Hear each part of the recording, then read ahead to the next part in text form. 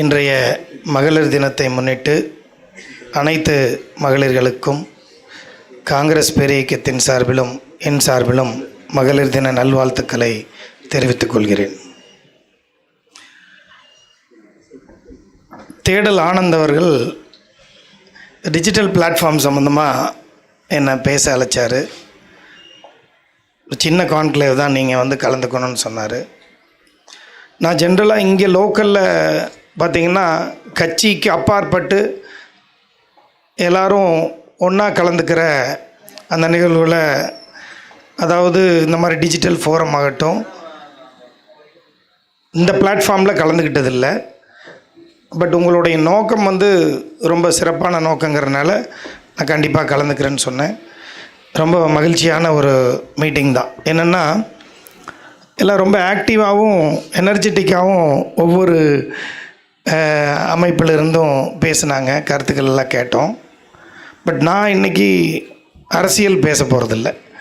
ஆமாம், பட் அதுக்காக நான் சார்ந்த இயக்கத்தை பற்றி ஒரு 2 வரி சொல்லணும்னு கடமைப்பட்டிருக்கிறேன். எனக்கு முன்னால் பேசிய சகோதரர் தன்சேகர் உட்பட மற்றவங்களெல்லாம் எனக்கு பெயரளவில் இண்டிவிஜுவலாக ஒரு சில பேருக்கு தெரியாது. அனைத்து அமைப்புகளுடைய தலைவர்களையும் சமூக ஊடக பிரிவு தலைவர்களையும் அமைப்பாளர்களையும் வருக வருக என வரவேற்று, நான் சார்ந்த இயக்கம் காங்கிரஸ் பேரியக்கம், இந்த நாட்டிற்கு சுதந்திரம் வாங்கி கொடுத்த இயக்கம், 139 ஆண்டு கால பாரம்பரியம், ஆட்சியில் இருந்தாலும் இல்லாவிட்டாலும் ஜாதி மத பேதங்களை கடந்த மக்களுக்கான இயக்கம். அதை பறைசாற்றுகின்ற விதமாக எங்களுடைய தலைவரும் எதிர்க்கட்சி தலைவருமான தலைவர் ராகுல் காந்தி அவர்கள் கன்னியாகுமரியிலிருந்து காஷ்மீர் வரை நாட்டிலே அமைதியையும் ஒருங்கிணைப்பையும் மேலும் உயர்த்த வேண்டும் என்ற உயரிய கொள்கையோடு ஒரு நடைபயணத்தை மேற்கொண்டார். நீங்கள் எல்லாம் அதை பார்த்திருப்பீர்கள். தமிழகத்திலே எங்களுடைய கூட்டணி கட்சியினுடைய தலைவர் தளபதி ஸ்டாலின் அவர்கள் முதலிலே பிரதம வேட்பாளர் தலைவர் ராகுல் காந்தி என்று பறைசாற்றியவர் நம்மளுடைய தளபதி ஸ்டாலின் அவர்கள்தான். அதேபோல் எங்களுடைய தலைவரும் நான் அரசியலுக்கு அப்பாற்பட்டு என்னுடைய கூட பிறந்த அண்ணனாக நான் கருதுவது தளபதி ஸ்டாலின் அவர்களை என்று குறிப்பிட்டார். இதையெல்லாம் எதற்கு குறிப்பிடுகிறோம் என்று சொன்னால், பல வேறுபாடுகள் ஒரு காலத்திலே அவர்களெல்லாம் குறிப்பிட்டது போல, எனக்கு முன்னால் பேசிய சகோதரர் குறிப்பிட்டது போல, காமராஜர் ஆட்சி காலத்திலே அண்ணா பேசும்போது அவர்களை எப்படி அவருடைய பேச்சை மட்டுப்படுத்துவது என்கின்ற செயலை எல்லாம் அன்றைய நிலைப்பாடுகள் இருந்தது என்றெல்லாம் குறிப்பிட்டார். ஆனால் இன்றைய சூழல் திமுக காங்கிரஸ் கூட்டணி என்பது நாட்டிற்கு, தமிழ்நாட்டிற்கு மிகவும் அவசியமான ஒன்று. அந்த அடிப்படையிலே நாங்கள் கொள்கையில் வேறுபாடுகள் இருந்தாலும் இணைந்து பணியாற்றுவதற்கு காரணம், தமிழ்நாட்டு மக்களுக்கு நல்ல பல விஷயங்களை செய்வது, அது ஒரு சிறப்பான பிளாட்ஃபார்மாக இருக்கும் என்ற நம்பிக்கையுடன் கடந்த 20 ஆண்டு கால மேலாக பயணித்து கொண்டிருக்கிறோம். டிஜிட்டல் பிளாட்ஃபார்மை பற்றி கூற வேண்டும் என்று சொன்னால், பழங்காலத்திலே பழமொழி உண்டு, ஆள் பாதி ஆடை பாதின்னு சொல்வது போல 10% தொடங்கிய அந்த டிஜிட்டலினுடைய இன்ஃப்ளூயன்ஸு இன்றைக்கி பார்த்திங்கன்னா 50% உடைய ஓட்டர்ஸையே டிஜிட்டல் ஓட்டர்ஸிலிருந்து இன்ஃப்ளூயன்ஸ் பண்ணோம்னா நம்ம கிடைக்கப்பெற முடியும் என்பதை டிஜிட்டல் பிளாட்ஃபார்மில் நம்ம தெரிஞ்சிக்க வேண்டிய ஒரு விஷயம். அத்தனை பிளாட்ஃபார்ம்கள் இருக்குது. நீங்கள் ஆரம்பித்தா ஃபேஸ்புக்கிலிருந்து, வாட்ஸ்அப்லேருந்து, WhatsApp channel, YouTube, link by India, அதாவது ஒரு 15-20 ஃபோரம் இருக்குது யூடியூப்லேருந்து. ஸோ எதற்காக இதெல்லாம் குறிப்பிடுகிறோம் என்று சொன்னால், ஒரு தொகுதியிலே குறைந்தது ஒரு 2.5 லட்சம் வாக்குகள் இருப்பது என்று சொன்னால், நாம் ஒரு 50,000 வாக்குகள் விட்டு 80% போலிங் என்று சொன்னால், ஒரு 2 லட்சம் வாக்குகள் போலாயிருக்கு என்று சொன்னால், 1 லட்சம் வாக்குகளை நாம் டிஜிட்டல் பிளாட்ஃபார்ம் மூலியமாக வீடுகளுக்கு சென்று நாம் சேர்த்த முடியும். அதற்கான முயற்சி இன்று டிஜிட்டல் பிளாட்ஃபார்ம் முழுவதுமாக வளர்ந்து இருக்கின்றது. அதை அனைத்து அரசியல் கட்சிகளும் பயன்படுத்த வேண்டும் என்பதை அடுத்த நிலைக்கு எடுத்துச் செல்கிறார் நம்மளுடைய தேடல் ஆனந்தன் அவர்கள். எல்லா அரசியல் கட்சி தமிழ்நாட்டில் சொல்லப்போனால் இன்றைக்கி இருக்கிறதுல ரொம்ப சிறப்பான, நான் அவங்க சார்ந்து கூட்டணியில் இருக்கோங்கிறதுக்காகலாம் சொல்ல வரல. சோஷியல் மீடியாவை பொறுத்தவரை ரொம்ப ஒரு எக்ஸலண்ட்டான ஒரு பெட்டாலியனை வச்சுருக்கிறது. ஏதாவது மணி மசில் பவர் எல்லாம் தாண்டி இப்போ பாஜக வச்சுருக்காங்கன்னா அதையெல்லாம் தாண்டி அந்த அவங்களுடைய கேடர்ஸ் தமிழ்நாட்டில் டிஎம்கே சோஷியல் மீடியா ரொம்ப சிறப்பாக வச்சுருக்காங்க. அதே மாதிரி மத்தியில் ஆளுகின்ற கட்சியை பொறுத்தவரையிலும் அவங்களும் அதற்கு ரொம்ப முக்கியத்துவம் கொடுக்குறாங்க. அதற்கு அவங்களுடைய டீமும் இன்றைக்கி சகோதரர் பேசும்போது குறிப்பிட்டதை போல் அந்த தமிழகத்திலே அவர்கள் எப்படி காலும் வேண்டாம், நான் அந்த விமர்சனத்துக்கு போகலைன்னு நான் வந்துடுது. ஏன்னா ஒரு அரசியல் கட்சியாக இருக்கிறோம், பேசுகிறப்ப அவர் வந்துடுது, அதனால் அதையும் கண்ட்ரோல் பண்ணிக்கிட்டேன். ஏன்னா நம்ம இப்போது ஒரு விமர்சனத்தை தான் வைக்கலான்னு போனால் அது தவறுங்கிறது தெரியுது. இந்த பிளாட்ஃபார்முக்கு என்னங்கிறது தான் பேசணும். இருந்தாலும் நம்ம வந்திருந்த கட்சியை சொல்லிவிட்டு அப்புறம் பேசணுங்கிறதுக்காக வந்திருக்கோம். ஸோ இந்த முயற்சியை பொறுத்தவரை இன்றைக்கி நீங்கள்லாம் பார்த்தீங்கன்னா அந்த ஸ்ட்ராட்டஜிஸ்ட் பிளான் இப்போ பார்த்தீங்கன்னா பிரசாந்த் கிஷோர் என்பது யார் என்பதை அரசியலில் முழுமையாக இருப்பவர்களுக்கும் தெரியும்.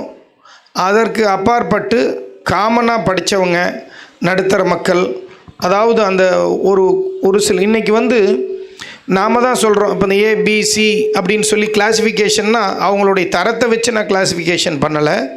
அதாவது சோஷியல் மீடியாவில் யூஸ் பண்ணுற பிளாட்ஃபார்மை வச்சு ஏபிசிடி அப்படின்னு ஒரு 4 பிளாட்ஃபார்மாக பிரிச்சிங்கன்னா சி வரலும் கூட அந்த இன்றைக்கி யார் அந்த ஸ்ட்ராட்டஜிஸ்ட்டு, பிரசாந்த் கிஷோர்னா யார், சுனில் கனகுலுன்னா யார், அது மாதிரி மேபி அவர் ஆனந்தனும் வருங்காலத்தில் அப்படி ஒரு ஸ்ட்ராட்டஜிஸ்ட்டாக வர வேண்டும் என்பதை வாழ்த்துக்களாக தெரிவித்துக்கொண்டு,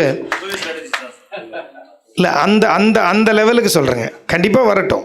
சோஷியல் மீடியா என்பது அவ்வளவு ஒரு இலகுவான ஒரு விஷயம். நாம் டோர் டு டோர் கேன்வாஸ் என்று சொல்லக்கூடிய காலையிலிருந்து மாலை வரை நாம் அந்த பகுதியில் ஒரு 50 பேர்த்த வச்சு டோர் டு டோர் கேன்வாஸ் ஒரு பூத்துன்னு எடுத்துட்டோம்னா 1000 வாக்குகள். 1000 வாக்குகளில் ஒரு குடும்பங்களாக பிரிச்சுக்கிட்டிங்கன்னு சொன்னிங்கன்னா ஒரு குடும்பத்தில் 3 பேருன்னு சொன்னோம்னா 300 வீடுகள். அந்த 300 வீடுகளில் நம்ம டோர் டு டோர் கேன்வாஸ் பண்ணுறது ஒரு ரெகுலர் அரசியல் கட்சியில் இருக்கிற ஒரு விதம். ஆனால் இவங்களுடைய இந்த பிளாட்ஃபார்ம்னு சொல்கிறது அவங்க ஆன் த மூவில் இருப்பாங்க. நீங்கள் சொல்கிற அந்த டோர் டு டோர் கேன்வாஸ் பார்த்திங்கன்னா காலையில் 7 மணிக்கு ஆரம்பித்து 9 மணிக்குள்ளே நாம் அவங்க இல்லத்துக்கு போக முடியலைன்னா என்ன ஆகுது, அவங்க வேலைக்கோ இல்லை அவங்களுடைய படிப்புக்கோ இல்லை ஏதோ ஒரு விஷயத்துக்கு வெளியில் போயிடுவாங்க. திருப்பி மாலை லேட் ஆயிடுது. நீங்கள் ஒரு காலத்திலலாம் பார்த்திங்கன்னா இரவு 10 மணி முடியும், எந்தவித சிரமமின்றி நம்ம பிரச்சாரத்தை எல்லாம் பண்ணிகிட்டு இருந்தோம். காலையில் 6 மணிக்கே பிரச்சாரம் தொடங்கியிருந்தோம். இன்றைக்கி யதார்த்தத்தை பேசுவோம். நம்ம அவ்வளவு எர்லியாக நம்மளுடைய சகோதரர்கள் இளைஞர்கள் பணியாற்றுறதற்கு தயாராக இருக்காங்களா? அதே போல் மாலையில் ஒரு 8 மணிக்கு மேலே அந்த இல்லத்துக்கு சென்று பார்ப்பதற்கு அந்த இல்லத்தரசிகளோ இல்லை அந்த இல்லத்தில் இருக்கிறவங்களோ விரும்புகிறாங்களா? விரும்புறதில்லை. இதை மாற்றி அமைப்பதற்கான ஒரு முயற்சி தான் நம்மளுடைய டிஜிட்டல் பிளாட்ஃபார்ம். ஸோ அப்பேற்பட்ட அந்த டிஜிட்டல் பிளாட்ஃபார்மிலே இன்றைய அரசியல் கட்சிகள் அவர்களுக்கு ஏற்றால் போல், அதாவது வார் ரூம் வச்சுருக்காங்க, பேக் அண்ட் டீம் வச்சுருக்காங்க, மாவட்ட வாரியாக ஒன்றிய வாரியாக, அதாவது எல்லா தளத்திலையும் அவர்கள் அந்த அமைப்பாளர்களை போட்டு சிறப்பாக பணியாற்றி கொண்டிருக்கிறார்கள். எந்த தலைவர்களுக்கு இது ரொம்ப முக்கியமாகவும் பயனுள்ளதாகவும் இருக்கும் என்று சொன்னால், தேர்தல் அரசியல், குறிப்பாக சட்டமன்ற தேர்தலிலோ நாடாளுமன்ற தேர்தலிலோ ஏன் உள்ளாட்சி அமைப்பிலோ அவர்கள் பணியாற்ற வேண்டும் என்று சொல்லி விருப்பப்படுகிறவர்கள் 2 விதமாக நீங்கள் உங்களை பிராண்டிங் செய்து கொள்ளலாம். ஒன்று, நீங்கள் சார்ந்திருந்த கட்சியிலே அவர்கள் செய்த சிறப்பான விஷயங்களை மக்களுக்கு எடுத்துச் செல்வது. எந்தெந்த நல்ல விஷயங்களை தங்களுடைய இயக்கங்கள் செய்தது, முன்ன காலத்தில் என்னென்னலாம் செஞ்சாங்க, இன்றைக்கி என்ன செய்ய போகிறாங்க, இனி வருங்காலத்தில் என்ன ஃபோர்காஸ்ட். அதே போல் நீங்கள் உங்களை எப்படி பிராண்டிங் பண்ணிக்கிறது, அதாவது இந்த விஷயங்களை எல்லாம் நான் செய்து கொண்டு இருந்தேன், இனி வரும் காலகட்டத்தில் இதெல்லாம் நான் செய்ய இருக்கிறேன். ஏன்னா இது எல்லாத்தையும் நம்ம ஒரு விஷயமாக போய் ஒரு வீட்லேயுமே நம்ம சொல்லிகிட்டு இருக்க முடியாது. உதாரணத்துக்கு இப்போ நான் காங்கிரஸில் தேசிய செயலாளராகவும் கர்நாடக மாநில பொறுப்பாளராகவும் இருக்கேன். நார்தன் கர்நாடகா, மகாராஷ்டிராவிலிருந்து நம்ம அந்த பார்டர் சொல்லுவோம், என்டையர் தெலுங்கானா பார்டர், அந்த ஒரு 12 ஜில்லாவுக்கு நான் பொறுப்பாளர். ஸோ அந்த பகுதியில் நம்ம பணியாற்றுறப்போ பார்த்தோம்னா 5 கேரண்டிகளை காங்கிரஸ் கட்சி கொடுத்துருக்குது. இப்போ இந்த 5 கேரண்டிகளுக்கு நாங்கள் இதெல்லாம் வந்து டிஜிட்டலைஸ்டாக தான் ரீச் ஆனோம். இப்போ நீங்கள் எங்கள் ஒரு சில கருத்துக்கள், ஒரு சில விஷயங்கள் எல்லாம் வந்து ஒரு சில அமைப்புகளில் நல்ல விஷயங்கள் இருக்குன்னா அதை நாங்கள் எடுத்துக்கிறதுக்கு உள்வாங்கிக்கிறோம். பட் இந்த இலவசங்களை எல்லாம் வந்து நம்ம வந்து இலவசன்னு பார்க்காம நலத்திட்ட உதவிகளாகவும் பார்க்கலாம். இப்போ நீங்கள் பார்த்தீங்கன்னா அந்த 5 கேரண்டிகள்லாம் பார்த்தீங்கன்னா படித்த பெண் குழந்தைகளுக்கு அங்கே வந்து மாதம் ஒரு அமௌண்ட் கொடுக்கறது, சிட்டியில் இருக்கிற பஸ்ஸஸ் எல்லாம் வந்து அந்த பெண்கள் வந்து பயணிக்கிறது, இதெல்லாம் வந்து ஒரு 5 கேரண்டிகள் நாங்கள் என்ன பண்ணிட்டோம்னா கேரண்டி கார்டுன்னே அடித்து அந்த ஒவ்வொரு இல்லத்திற்கும் அது சென்றடைகிற மாதிரி, அதாவது சேனல் வாட்ஸ்அப் பண்ணியும் அனுப்பிச்சோம், ஒவ்வொரு வீட்டுக்கும் அதை கொண்டு போய் கொடுத்தோம். ஸோ இந்த இப்போ காங்கிரஸை பொறுத்தவரை ஒவ்வொரு மாநிலத்திலையும் நாங்கள் போட்காஸ்ட் பண்ணுறது அந்த மாநிலத்திற்கு ஏற்றவாறு ஒரு குறிப்பிட்ட கேரண்டிகள், 3 கேரண்டி 5 கேரண்டி, இப்போ இந்த மாதிரி இந்த கேரண்டிகளை கண்டிப்பாக செய்வோம் என்று தேர்தலுக்கு முன்னரே அவர்கள் இல்லம் தேடி அதை கொடுக்குறோம். பட் நாங்கள் இதில் என்ன பண்ணிட்டோம்னா நிறைய இடத்துல அந்த கேரண்டிகள் வந்து அந்த இல்லத்திற்கு சென்று ரீச் ஆக முடியல.